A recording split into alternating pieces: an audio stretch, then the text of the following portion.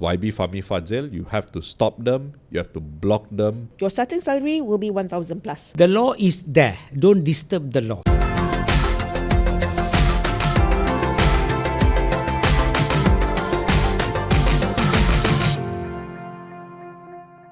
Hello everyone, welcome back to another episode of Beyond the Headlines, your one-stop for all the news that made the headlines and more.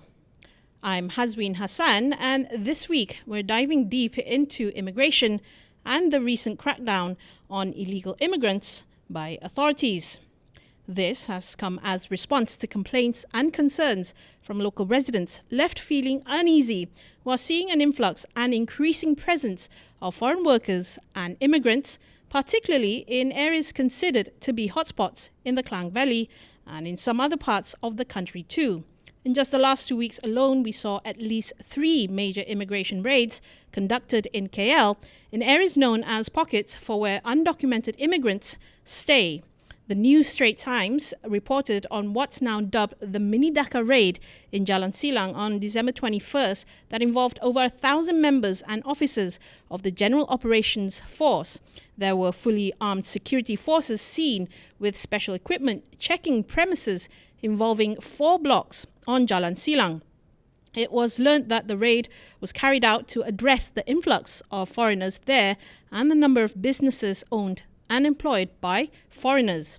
Following that, we had the sweep in Bangsa, not too far from here actually, at the Abdullah Hukum apartment where the Kuala Lumpur Immigration Department detained 567 undocumented foreign nationals, including a baby, on December 30th.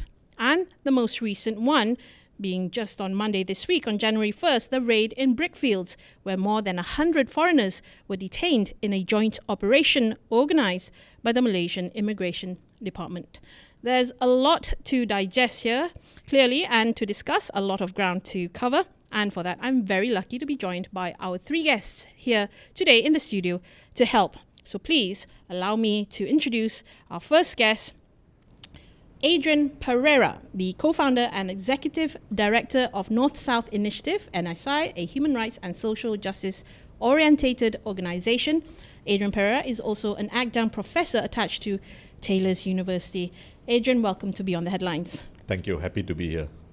Very pleased to have you. And next to Adrian, we have C.R. Selva. C.R. Selva is a lawyer who focuses mainly on immigration cases and is a former Malaysian immigration officer, having spent 25 years with the department. Selva is a committee member of the Migrant Refugee Immigration of the Malaysian Bar. He's also a consultant on immigration issues for Malaysian Productivity Corporation, the MPC, which is under the Ministry of Trade and Industry, MITI. He was also a member of the Independent Committee for Foreign Worker Management set up by the Ministry of Human Resources in 2018. Selva, welcome to Beyond the Headlines. Thank you for inviting. And last but definitely not the least, we have our third guest, Associate Professor Dr. Gashina Ayumat Saad, a criminologist and senior lecturer at University Science Malaysia's School of Health Sciences for the Forensic Science Program. Professor Gashina also heads the Anti-Trafficking in Persons and Anti-Smuggling of Migrants Act, a TIPSOM committee in the Malaysia Crime Prevention Foundation, MCPF. Professor Gashina, welcome to Beyond the Headlines. Thank you for having me. Thank you everyone for coming, and welcome to Beyond the Headlines again. Now, I would first like to start off with posing a general question to everyone here. What is driving this current situation? Thanks for the question. And for me, whatever we have seen happen or reported in the media over the last few weeks is actually symptoms of a much larger problem that Malaysia has been facing over the last 30 years. It's not something new. And just as every government has its right to protect and defend its borders and ensure enforcements are carried out, we need to rethink the root cause of what is actually causing the numbers of undocumented migrants in the country. And we need to frame it within a human security, national security, and even a labor security lens. and sooner or later we'll have to deal with the health security and also environmental security. So the issue can be very complicated, and historically we are a nation of immigrants, and everyone has to work together to ensure that this harmony continues while reducing the risk and the other security issues that are related and can affect both Malaysians and non-citizens. And I'd like to thank you for using the term undocumented and irregular migrants, because many media like to use the term illegal migrants or illegal immigrants, and no one is illegal. The dignified and humane term to use is irregular and undocumented, but even that could be problematic in a technical way. But yeah, I think we need to dissect and go much deeper into the root causes of these issues. Right. So perhaps to add to that, speaking of an issue, exactly what kind of a scale are we looking at this problem, this issue here? Perhaps Professor Gershina, you can add to what Adrian has said. When we talk about this issue, it's very complex. It's not straightforward. A lot of people think there's only one driving force to reasons why people choose to come to Malaysia. Sometimes it's not as easy as that. Sometimes there are complex issues in their home countries. There may be false advertising, for example, or being in Malaysia is highly attractive to these individuals. So it's very complex. It involves a lot of people, not only the person coming into the country, whether they are irregular or undocumented. It can be the request from our side of the world as well. We get individuals in Malaysia who choose not to work in certain jobs because of their perception the job is beneath them. And these individuals who come from overseas think that this is the way that I can make money and send it back home. So beyond looking into the security issues of our country, we need to look into the psychosocial and criminogenic concerns. Once we have a group of individuals, they start filtering in, individual by individual, but then they form a community of their own. Their considerations, for example, their psychology. Some people who come over here, unfortunately, are traumatized back home. They come into the country, they face certain level of other traumatization. For example, it's an environment which they have never been made aware of. Okay. The whole culture, the whole atmosphere in Malaysia is different. So that's another trauma that they face. So once they come here, there will be us or them culture. So there's social issues. Right. Sometimes I do know, for example, of a case which happened in Malacca. So there was a non-Malaysian at the counter. He was looking at guests coming into the hotel. A Malaysian mother, Chinese Malaysian mother, and her daughter were wanting to register. Yeah, he was actually looking at child pornography, and he didn't see it was wrong, because back where he came from, it's just entertainment. So when the mother saw that, she was of course taken aback, and she scolded the man, and then she raised a fuss about it, because in Malaysia it's illegal. So we're not only looking about the psychosocial issues, but the criminogenic, meaning what is wrong in our country may not be wrong in their country. Right. So it goes beyond the security issues. It's about their actual behaviors, their actual interaction with us in Malaysia. So on social issues, does this then explain the clashes that we're seeing between local residents? In a way, yes, it does, in the sense that there's a lack of understanding, a lack of tolerance, lack of acceptance about people's differences. On one hand, you get individuals from different cultures bringing into the country their own background, cultures, knowledge, norms, and perhaps it is not being open enough to accept the differences that already exist in Malaysia. And on the other hand, you get our own people who are less open to accepting differences from outside people.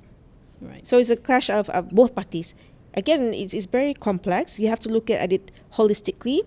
It's not an issue alone from the person coming in, but also from our side of the world, who may perceive them as infringing on the rights, infringing on what we have in Malaysia. It should be Malaysia for for example. Yeah, but again, like Adrian said, Malaysia, we started out as having a lot of immigrants to begin with, even before we get our independence.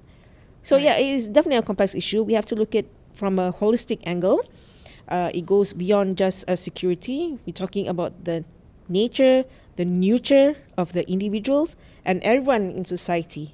They all are different backgrounds. Yeah, everyone needs to play a part. Yes, definitely. Speaking of parts being played and the roles that must be carried out, let's talk about authorities here, authorities and enforcement. Perhaps Selva, you can enlighten us on this.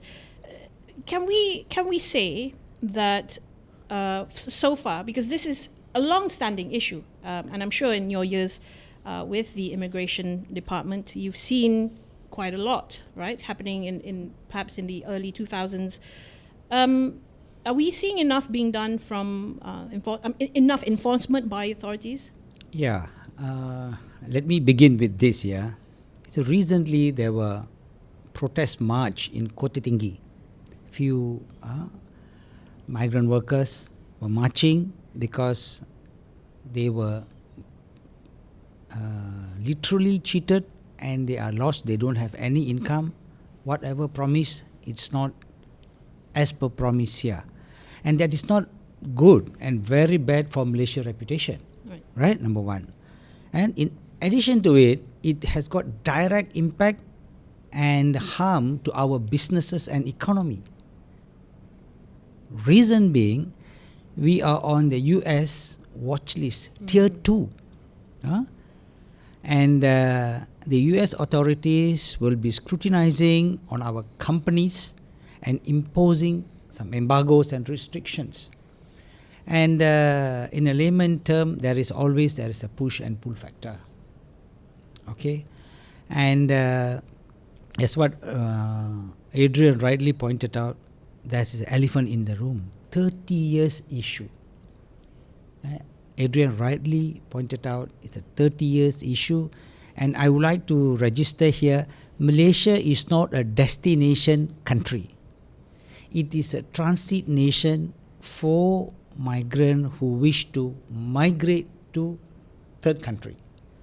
So we have a very liquid position here where I would always say we have some geographical curse, because from north you can just come down to Malaysia, and then from the south you can go by boat to Australia or to other countries via Singapore.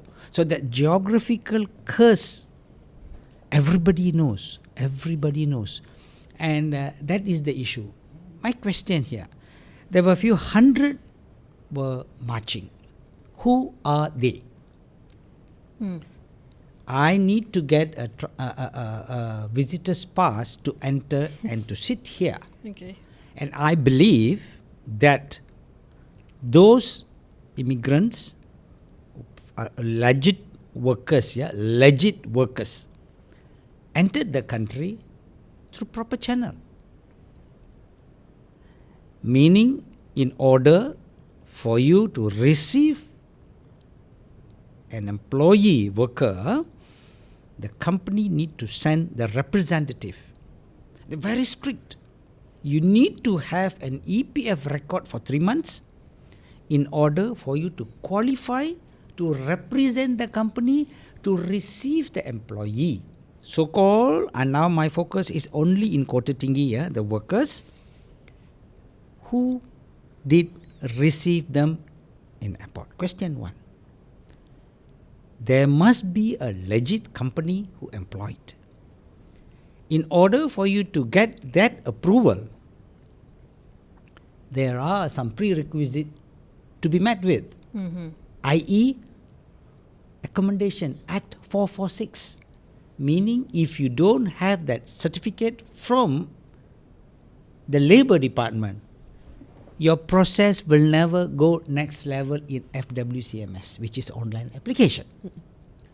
So I am recording here that all that legal processes has taken place legally, and they came in legally, and where is the company? So we just no need to do a rocket science research. You just do a reverse engineering. From day one, when they arrive, you go back where you get your approval, who is the company, who applied, everything in the system. So we can bring the unscrupulous or the so-called perpetrator to task. Right. So elephants in the room. It seems to be like that's the main problem, the driving force behind this, right? It seems like it's one half the issue leading to the what we see now, the influx. May I add to that? Sure, yes, please. Yes. We have other things to consider as well. Why would they come here if they did not find Malaysia attractive? Some Malaysians, there are jobs in Malaysia, a lot of jobs. But some Malaysians, unfortunately, pick and choose. This job is too hazardous. It's too risky. The pay is too small. No, the time hours are so long. I don't want. But we have people from outside the country who find this is a way for me to provide support for my family members. So there is a need. If there was no need in the country, then they wouldn't be coming here. So sometimes our own people pick and choose the jobs, which they think, well, why would I work long hours for very little pay? And we do get, unfortunately, some employers who go for the bare minimum salary. There have been movements by the government themselves to increase the minimum wage. Right? Yes. Over the years, that's been done. But every single time when enforcement comes into the pictures, these employers make protests, give us more months, 3 months, 6 months, 12 more months to consider. And then the whole ball starts all over again when the deadline comes and they request again and again. So we have graduates in the country, fresh graduates, who expect a certain level of salary, for example, 3,000, 2,000. But when they go to the job market and find the opening jobs that are available to them is much lower than what they expect. Because unfortunately, we get these individuals in the private sector, SME, even large companies, who says your starting salary will be 1,000 plus. Now you've studied 4 years, some people 6 years, some people 10 years, and your starting salary is at that level. So they may start to work there as a way to move forward in their career.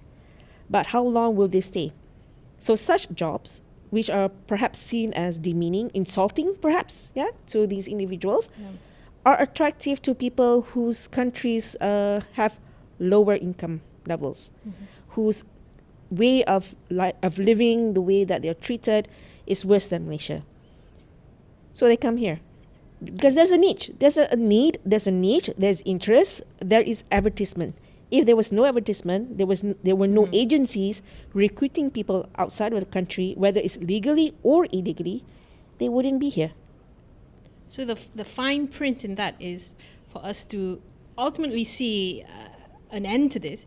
Do we Correct, have to reduce our dependence on foreign labor? In a way, yes. But unfortunately, many people think that this job is beneath me. So let as well get other people coming in. And then you have small, medium entities. You have like the kedai runcit, what do you call it? The small grocery stores? Convenience stores, Convenience stores, owned by Malaysians. But they want the stores to be open nearly 24 hours. Right. So they call in these immigrants as legal, as to work for them. They're stationed in these convenience stores, 12 hours, 14 hours with barely a break. And sometimes they don't even get the proper salary. Because of the laws that we have in place, you need a certain amount of time. Accommodation is not provided. You need certain money first to give to the employer so that they call it as processing fee to get your EPF, to get your SOCSO and all this stuff. So I've found some of these people, unfortunately, have been living under bridges, Malaysian bridges, for over 6 months because their employer has not provided any accommodation. It's terrible. Yeah, it's terrible. So they go into work because they're not being paid properly. Unfortunately, some of them do smell because they're not being paid. They barely eat. They don't understand our culture.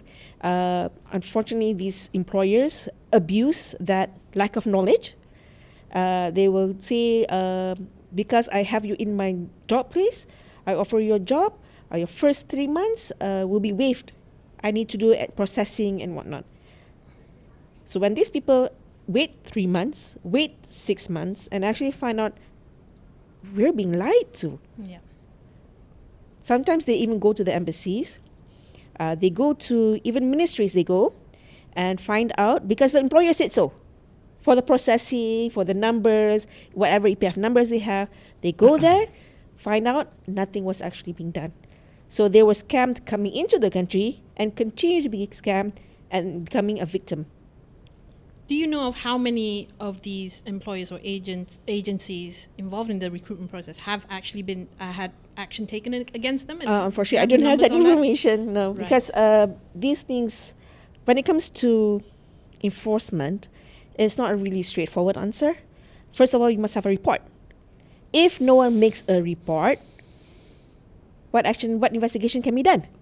And sometimes the unfortunate people, these immigrants coming in, whether they're undocumented or not, whether they're irregular or not, because they don't know how things work in Malaysia, they don't know who to ask. If they make a report to the police and the police find out that they're undocumented, what happens to them? They'll be sent to refugee camps. Yeah. So it's a lose-lose situation for them. Yeah. It's a win situation for these unscrupulous employers. Right. So if a report is made, investigation is conducted, what happens to these people? Where do they go? If they are saved through immigration, through race and whatnot, they are sent to temporary homes under the ATIPSM laws, but they are very limited. So if it is a family coming in, unfortunately, we don't have the mechanism to allow the entire family to stay together. So the male children will be placed somewhere else, female children will be placed somewhere else. So they're separated. Right. So what does this mean to the family dynamics? And sometimes they're not allowed to really see one another because of security in place. And obviously, for extended periods of time. For extended periods of time. Unfortunately, security needs to be in place. But how humane, or in other words, inhumane, can it be? So yes, it's very complex. You have people coming into the country, they're not being paid. Unfortunately, some of them will opt to steal to survive. Right. So being pushed to the brink like that, right? Adrian, perhaps you can shed more light on this as a social activist. What sort of violations of the most basic human rights you've seen so far? What are the worst cases you've had to deal with and been made aware of? Yeah, I mean, for the record, even though we have been focusing on migrant workers and refugee rights issues, over the last 2 to 3 years, I've actually started to receive Malaysian labour cases, and we have actually helped Malaysians be admitted into our shelter because of homelessness, rejection from their family members, abuse even by employers. Yeah. So never in my wildest dream would I have imagined having to help Malaysians because Malaysians naturally have more access to different service providers, right? There's MTUC, you have a better understanding and connection to the different departments. So with that mentioned, I've seen abusers across the board. And even now Malaysians are saying they are receiving salaries below the minimum wage. Yes, they are. And for me, we need, that only shows that we need to overhaul the whole labour sector. And this is one of the challenge that the new minister, YB Stephen Sim, will face. And he will need to be very creative in how his collaboration with the Home Affairs Ministry in fixing the recruitment processes to streamline it and make sure that forced labour is eliminated. But back to your question on the types of abusers. So in my work, I've filed anti-trafficking cases. I filed 2 in the court, and it's really devastating because the cases take a very long time to get the deposition. And I've also filed cases in the labour court, industrial relations. I filed 2 against multinational companies, and we have won. So my assessment is the system is there, but the final mile of the ecosystem to help migrants get justice is still missing. So luckily we have friends from the Bar Council, the different committees who kick into action to help provide that backup services in terms of access to justice. But there's still many gaps that would prevent or maybe discourage a migrant worker from saying, going to the Labour Department and or the Industrial Relations Department to file a case. I think even Malaysians, when we go to some departments, we face the same difficulties. We are told off. Some we are even told off, or or discouraged. But to be fair to the government, over the last 7-8 years, different laws have been reformed. Right. From the Employment Act, Atip Som, recently the Housing, and a few weeks ago, in fact, the Trade Union Act was amended. So there's possibilities of improving the whole system, including the progressive wage formula, right? So I had grandparents in Singapore, and living in Kota Tinggi, the close proximity gave me the chance to experience both worlds. Growing up in terms of studies and then monitoring how Singapore's progress has been. Singapore, the thing about Singapore is in the 80s, they were very clear. You're a small country, you don't have natural resource, you don't have human resource, you have to go into high value work. And Lee Kuan Yew also at that time said we have to eliminate corruption from the system. High quality education. In fact, they planned from the 80s to bring in the top brains around the world to come and study there and then work. So Malaysia, we fell back on those kind of decisions. And today you have our school leaver saying, I don't want to go to university. It's a big percentage. Yeah, unfortunately. Already we have lost competitiveness, and our young people are saying, and I don't blame them, right? Imagine you're starting university and you have your PTPTN debt, you have low wage. I mean, I can understand where they're coming from, right? So we need to catch up. We need to overhaul from the education system leading into the university level to the high level, high valued work. So all the ministries have to work to solve this problem. So if we say, let's cap foreign labor at 15%. I'm really not sure where this magical figure came from. There could be some econometrics, but there are industries where there are 80 to 100% foreign workers. You can see some of these industries. So I think we need to be careful in the timeline of how we do these readjustments without victimizing the migrants who are already here. And I think the government has been kind. Recalibration programs have been there. Rehiring has been there. Even safe repatriation, I think that has been a very compassionate move. But there are certain loopholes that some actors have taken advantage. But in reality, I don't think we should punish people who are coming here in search of jobs. I mean, it could be considered administrative. I'm not saying to reject the rule of law, but I don't think we should then waste resources criminalizing migrants, dumping them in either our prisons and detention centers. And we all know the numbers, right? It's about 20,000 ringgit to 30,000 ringgit per person spent in detention. So why are we wasting money, right? That's a discussion for another day. But my proposal is we need to solve both the macro and the micro issues. Yeah. Right. And I've done a lot of work actually in Jalan Silang. I've done a lot of work. I've done food distribution. I've done medical camps. I've done concerts in Kota Raya area. You see, there's a certain competitive edge that the migrants bring with them. All right.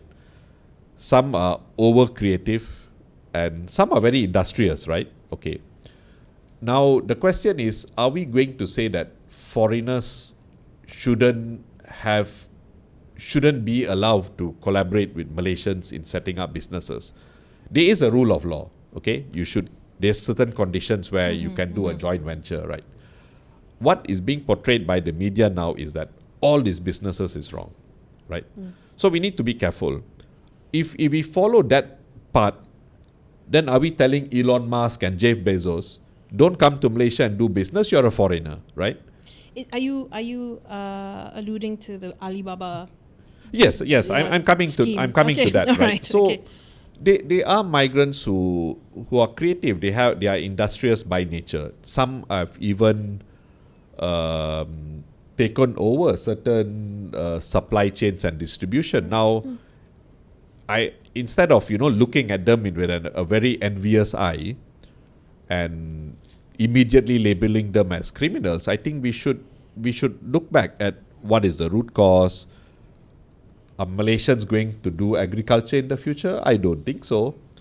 I did work with farmers in Kuala Selangor, and a lot of their children have moved to urban areas. They have moved to, and even those who are still in agriculture go to the academic world. They go into Mardi and research. But the actual farming is now going to be done by our Machines. non-Malaysian friends. Yeah, as well as machineries. So we need to look for a win-win solution, right? Don't make it too difficult for non-citizens to collaborate with our Malaysian friends. I think we can find a decent, dignified way to do that. If you are just going to criminalize and say this is wrong, that is wrong, I think we are just doing a disservice to society. Yeah. I'd like to add to that. One important concern that you raised just now, Adrian, was with regards to education. Yes, a number of Malaysians themselves are now opting not to go to universities for whatever reasons they have. But we do get undocumented individuals, even illegal immigrants, coming into the country and wanting their children to study in Malaysia, because having access to the different ethnicities in Malaysia. So it gives their children a better sense of harmony, unity, mixing with other people. Say, for example, if they're from Indonesia, so they learn only the Indonesian language, and they only know Indonesians, for example, yeah? But if they come to Malaysia, they mix with Malay, Chinese, Indian, they learn the opportunities, they learn about history of the whole Southeast Asia. If, for example, study in the US, they learn about history in the US, not global issues. Same thing with geography. So geography in the US is only in the US. But our part of the world, Malaysia, we look into the global scenario. So that is our educational advantage over other parts of the world. So you do get, unfortunately, our own people saying we don't want to go to university, Right. but we get people coming from outside. It's good to study in Malaysia. And I do know of, what's the name of that, Beacon, some of the refugee schools that we have in Chowkit area. They're always full. The queue to go into those schools are, I would say, there's a long queue to go into those schools. Right. Because they want that. And the syllabus in those schools prepare these children to study abroad. So you have, I do agree that we need to have a change in the system, rethink about it, look into why is it so attractive for these individuals, but not attractive to our own people. For example, I know of, this was several years ago, he had an engineering degree. Okay, this guy was from Bangladesh. He sought job in his own country. He didn't get it. He came to Malaysia one way or another, and he eventually worked as a petrol pump attendant. He's still willing. And we have our own engineers. When they don't get jobs, they start blaming this person, this ministry, that ministry. Right.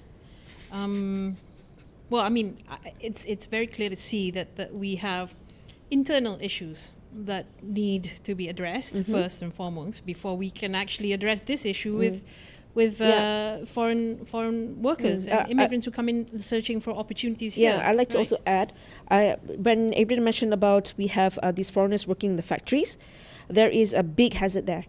When it comes to factories in Malaysia, they have to have the safety signs, safety posters in Malay or English. So we have these people coming in from other parts of the world, Nepal, Bangladeshi, India, maybe even Pakistan, I don't know, and they come and work in these factories. They don't understand the language. So can you imagine the level of hazard, the level of danger to themselves and other people? Yeah. Now, can I move on to something more along the lines of talking about legislation, right? And Professor Gashina, you had the committee, the ATIPSOM committee in the MCF, right? NCPF, sorry. And just recently, we had an interview with the ATIPSOM Council Division Secretary, Shuhaida Abdul Wahab Zen, who said that that the Act, the ATIPSOM Act, 2007 Act, may be reviewed to give it more bite by including attempts of trafficking. Now, for me, looking in from the outside, I feel like this goes without saying. My question is, why is it only being considered to be provision in the Act now? Why has it not been provision already in the Act? Okay, thank you for that question. Now, we have to understand the history of how acts were finally gazetted. Yeah? So it's always an evolving process. The Penal Code, for example, has gone through so many amendments over the years. For example, acts with regards to digital technology. At one time in Malaysia's past, when it comes to digital forensics, as secondary evidence, they have less value compared to primary evidence, which is basically whether it is the witness statement, the victim statement, or even the accused statement. So things are evolving. Previously, having this provision attempted, it's very difficult at that time to evidence it.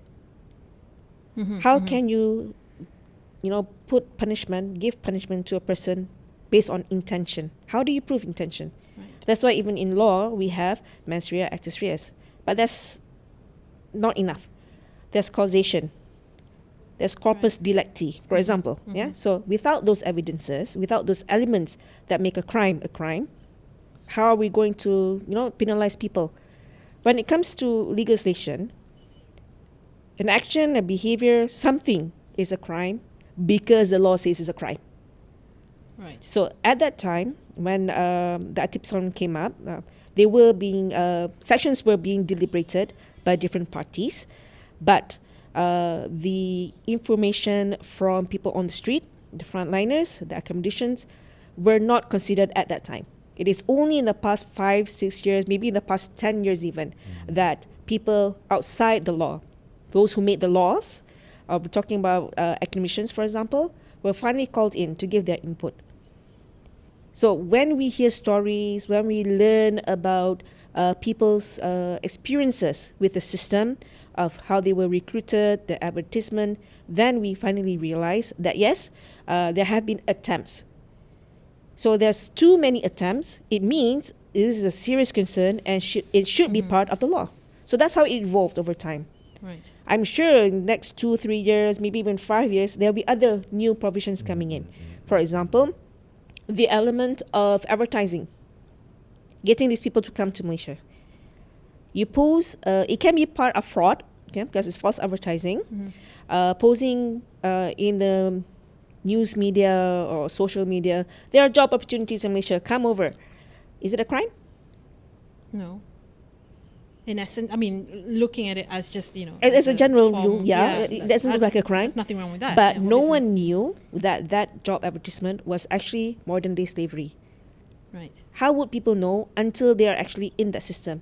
Like the recent case where several of our own Malaysians went to accept job opportunities in Thailand, and then somehow they were smuggled to Taiwan, and they were forced to work as operators of Macau scam.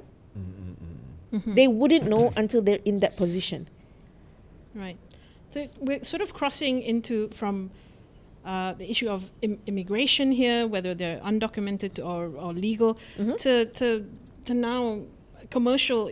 This kind of comes under That's why commercial it's crime. complex, and it's it's a scam altogether in terms of. So you cannot. It's true what Adrian and Sylvia were saying. You cannot say that they're criminals. Right. Sometimes they are victims. they made the wrong choices unknowingly. Of course, there are some people who make the choices willingly, definitely. But there are some people who do it Yes. unknowingly. Yes. So they become victims and forced into becoming a criminal through coercion, through threats, for example, and somehow we don't know who they are until someone raises a big issue about it, gets in touch with the embassy, and finally they come home. Right. Can we have more on the part of enforcement and authorities to look into this, to make it really clear that there is this crossing boundaries here of different wrongful doings in some ways, whether it's intentional or not, but we do have a crossover of different jurisdictions. Can we have the enforcement authorities be more clear about this, Selva? Okay, I think my co-panelists have spoken in length. So I always must caveat what I have to say. First thing first,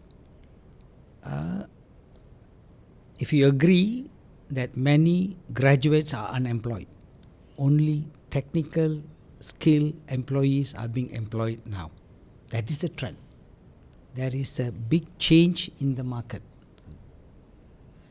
It is how you make yourself skillful and useful which you can contribute in the development or production of a company. Correct. Yeah. That's number one. Coming back to what Adrian rightly pointed out, I'm from Johor. See, the pull factor here is 3.5.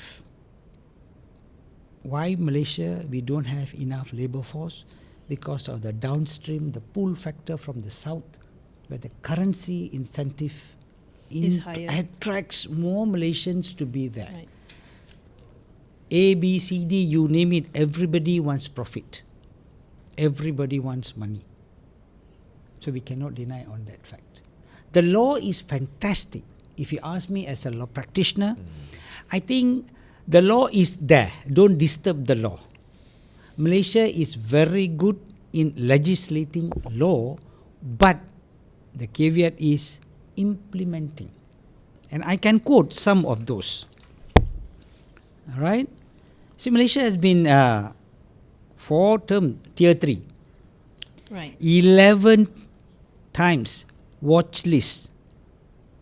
Only 5 times watch list. 11 watch list, tier 2 watch list, meaning for you to understand what does it mean, you are standing on the fence on one leg. You are on watch list. You may fall the other side, you may fall on the tier 3. So, I think in 2014, the Labour Protocol and our then the Minister ratified the protocol. Okay, what does it mean? He ratified, he vouched, there's no more forced labour. There is no more fraud in the recruitment. There is no more whatever negative there is no more. So they ratified. They agree, they promise in 2022. Yeah? Right? So what does it say? You're talking about the law. Section 12, 13, 14. From 20 years, from 15 years, they increased to 20 years. From 15 to 5 years to 20 years, they increased to 5 to 30 years, plus whipping. Whipping, And then 26 is song. So just to, I would like to go back in 2007, Prof, you are an authority. There was only TIP, Anti-Trafficking in Person Act only. You agree? Yeah. And that's just the tip of the iceberg. Exactly. Then, in 2010, because I was trained by the US prosecutors in Malacca Renaissance Hotel. That's the first time we are hearing about TIP. And the law is not, it's the law where we imported certain elements there, where threat, coercion, blah, blah, blah, blah. I don't want to go into that. And in 2010, they add one. atip som, smuggling of migrant. Right. So it becomes atip som. So it took 3 years for us to understand and mature to have another act, atip som. 3 years. All right? And 1999, only then we had Human Rights Act. Because one of our important person was seated in a Human Rights Commission, where Malaysia don't have any Human Rights Act. Prof, please correct me if I'm wrong. And Section 24, 27 specifically, literally says the YB Minister of Home Affairs can consult any minister in the cabinet to form a task force or to join committee to address the issue. Okay? So what's the problem? The law is perfect. Immigration Act. I like to add to that. No, let me finish, then you okay. can. And then, Okay. if you're talking about illegal immigrant entry, Singapore practiced this long ago. Long ago. Because if you overstayed in Singapore, you end up in whipping. Let me share this. This is a real story. This is a woman, uneducated woman from Tamil Nadu, husband working in Singapore. So, she went to see the husband, visited the husband. And she got pregnant. She cannot leave the country and she cannot deliver in Singapore. What's next? She came to Malaysia, at that time, Subang Airport. So she were using the big, large to cover her tummy. Unfortunately, she used a passport, Subramaniam, so the agents can remove the word sub, so become a Ramani. Okay. She came in and got arrested. So I got opportunity to interview her and I asked her this question. Why you never deliver in Singapore? She said, cannot. If I deliver in Singapore, my husband will be blacklisted lifetime and I will be whipped. But women, no whipping. So she knew the law. In Singapore, she's an uneducated woman from India. Message is, what has we done to give the awareness to the migrants? Just to add, because Malaysia is very famous, like general elections, we will have 6P, we will have pemutihan, we have, what else? Every 5 years you will find some RTK 1, RTK 2, you will have something to legalize.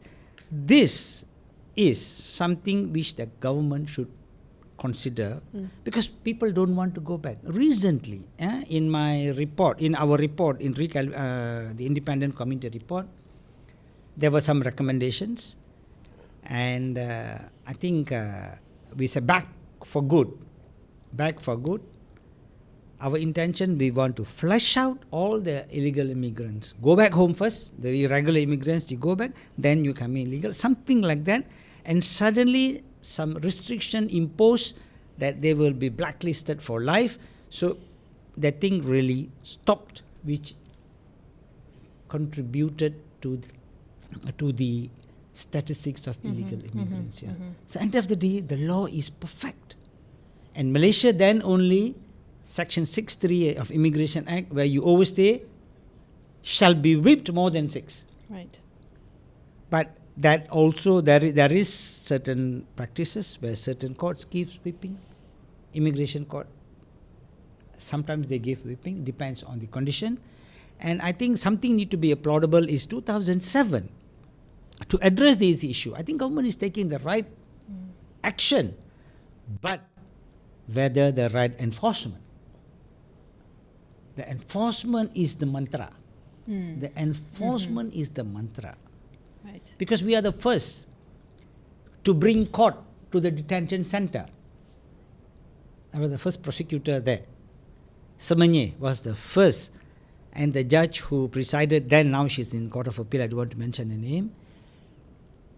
we brought, see, this is the positive thing to expedite the process by preventing longer detention of undocumented or illegal immigrant.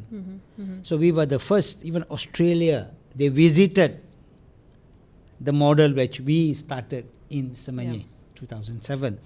Having saying that, there's another law, AMLA. We started with AMLA, and then we started AMLA, Anti-Money Laundering and Terrorism Financing Act. Now they have an extension, Anti-Trafficking, Anti-Money Laundering and Terrorism Financing Act, and Proceed of Unlawful Activities. What does it mean? It says it encapsulate all the illegal activities. Example, if a company is being arrested with X amount of illegal immigrant, automatically the director's account, credit card, everything will be in one button, Frozen. Yeah. So that is a wake-up call. Yeah. But despite that, still our crux of our discussion still exists. My humble opinion here, we should assimilate the word trade to inspection, whereby we need to have a regular inspection. Right. I don't know, Prof, those days, I'm not that young. Do you know TV license to ringgit? Do you remember? Those days? Yeah. So people will go panic. Oh, RTM people are here. So some people will go and hide the TV, radio. Right. Because no license. Yeah, even the UK, we have license. The for TV TV. UK is different, but I'm talking about my experience. Because I don't know whether we had TV. I don't think so we had TV, but I think we have license at radio. So what does that mean?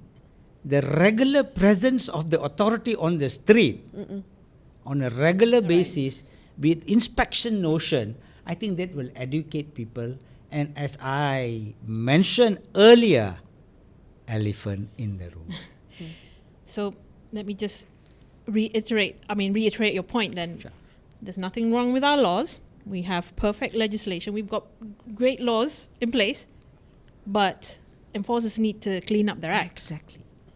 And just to add to that, you see, we have too many fingers on the plate. Too many fingers on the plate. Okay, Mapo. Mapo is the authority, the majlis, the council. Yep. We have immigration. We have MMEA, Malaysia Maritime. We have human resources. We have KW, Kementerian Wanita, shelter provider. And then we have KDN. We have PDRM. We have JPN. So I think excellent. Yeah. All must speak the same language. We can have a single agency, of course, good ambition. By the time we have single agency, we will have another new problem arising. Okay. So please, elephant in the room, we must be able to handle that. Right. I think checkmate. Right.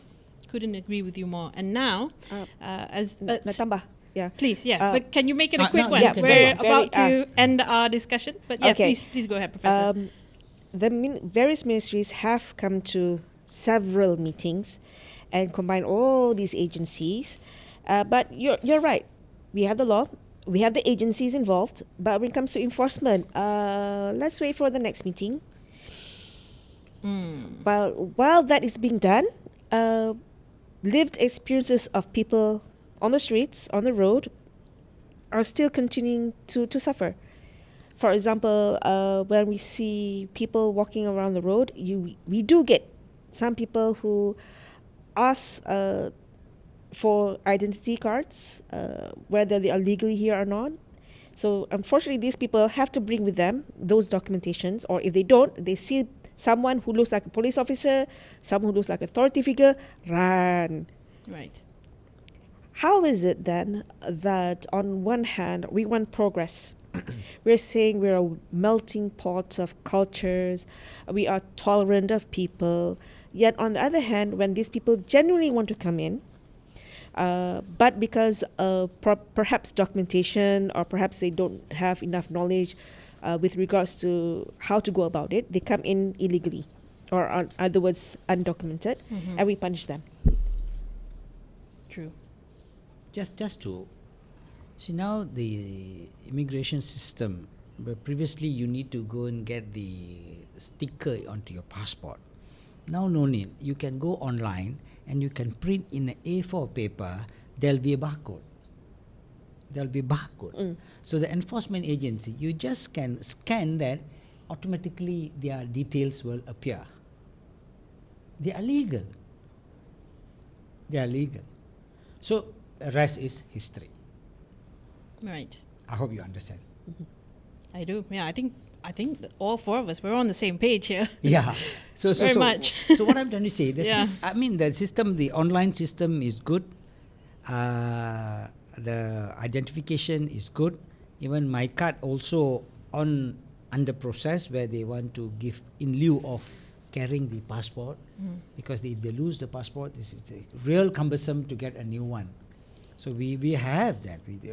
Immigration department has that. Even for the expatriates, they have that. Right. Expatriate, they have that. I just want to address a little bit on my friend's concern. I do agree. Why we mistreat the foreigners? No. So now, the authority has arrested all the undocumented migrants. Question, why are they undocumented? Number one. How long they have been here? There are people here, the UNHR card holders. Some will be but 30 years old in this country, 30 or 40 years old. They have never put their feet onto their own motherland. They don't know. Where do you want to send them? You understand what I mean? Understand, yeah. The Rohingyas are here.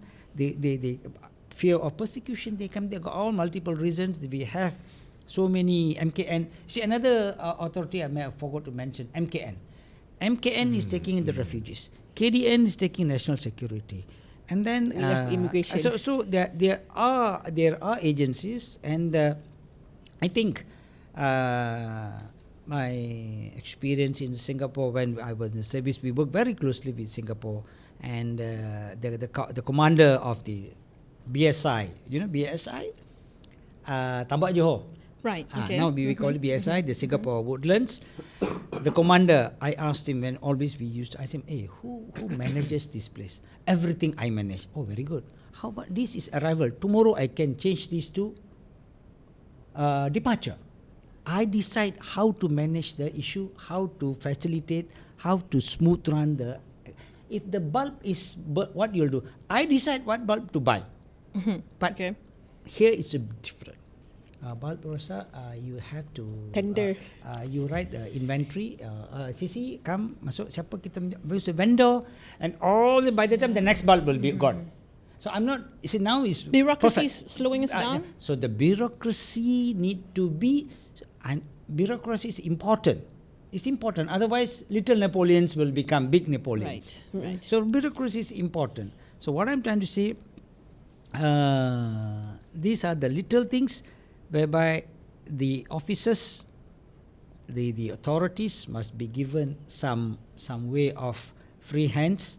They must given the authority to decide.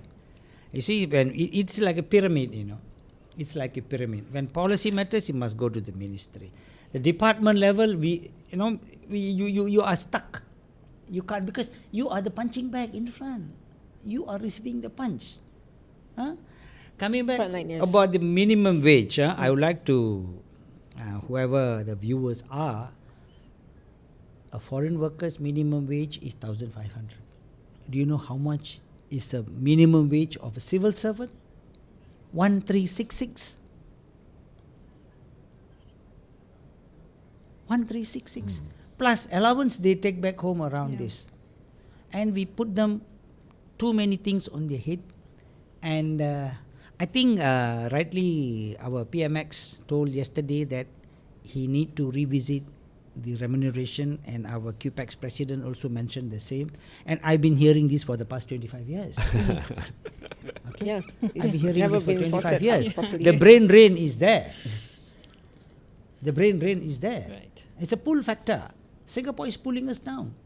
Not only industry, palm oil. You delay one day to harvest your palm oil, the crude quality drops, the price drops. The national GDP is from palm oil. Still, we are suffering to get workers there. Right. So we have to be transparent. If anybody loses IC, will you go and look for an agent? Very simple. You just go and get it under the same umbrella. Why? The cumbersome. I leave it to you. Well, I think it's great that we're going to end on that note. Perhaps before we wrap it up, is there anything else that either of you, Professor, you want to add? But please, just a really quick one. Give me a minute. Again, okay, this issue is very complex. You need a lot of people to come in and give their ideas. We should not be, pointing fingers is no longer a blame game. We are living it. The immigrants are living it. So we should come together to come to a solution. It's no point pointing fingers. What does that solve? So they are with us. They are in our community. We probably bypass them walking every single day. They have the right to dignity, to a livelihood, but of course in a proper manner, just like we do. But if there is a biasness between different groups of individuals, where will we say that we have harmony? When will we say that we have unity? Because if these things are not sorted out, we're going to make even larger gaps in among groups of individuals. So it's important to take their considerations, their experiences, what they went through, because we learn from the experiences of other people. Just because we don't experience it does not mean it doesn't happen. Yeah. So if these people had been treated horribly, they went through hardship. We need to be aware and alert of those hardships so that future occurrences don't happen. What we're doing right now is reactive prevention. Something bad happened, then we're going to do something about it. That's a bit too late. We should be having proactive prevention to avoid the situation from escalating, and suddenly we have huge raids, thousands of people are being arrested, and sometimes they're not even aware. Why am I arrested? Right. Adrian, anything else you'd like to add? So just two very quick points. So if you look at the raids and enforcements that are going on, there's still a lot of data missing that is making it difficult for us to connect the dots. Right. So a few days ago, I think one of the media gave out this list of crimes committed, right? I mean, we don't know whether they were, how many were convicted, what was the sentence. And when it comes to trafficking and labor migration, it's even more complicated because we need to know who brought them in, how many people on this side of the border, the other side of the border were brought in. So we don't have that data. It's not made public in discussion. So it makes it difficult for us to trace. And normally when raids are conducted, sometimes they're conducted in very ungodly hours. And when I ask the enforcement agencies, where are the employers who or the owners of these places? And once one officer said, "Oh, it's nighttime. We only caught the workers." I mean, like, you do it at 3 a.m. and you don't expect the employers and the agents to be there, right? So the numbers of employers to so-called undocumented migrants who are prosecuted is a huge disproportion. Right. Something is wrong. So we need to be honest with ourselves. We need to go and enforce it in a holistic manner. My last point is that I think integration programs need to be organized in a systematic way.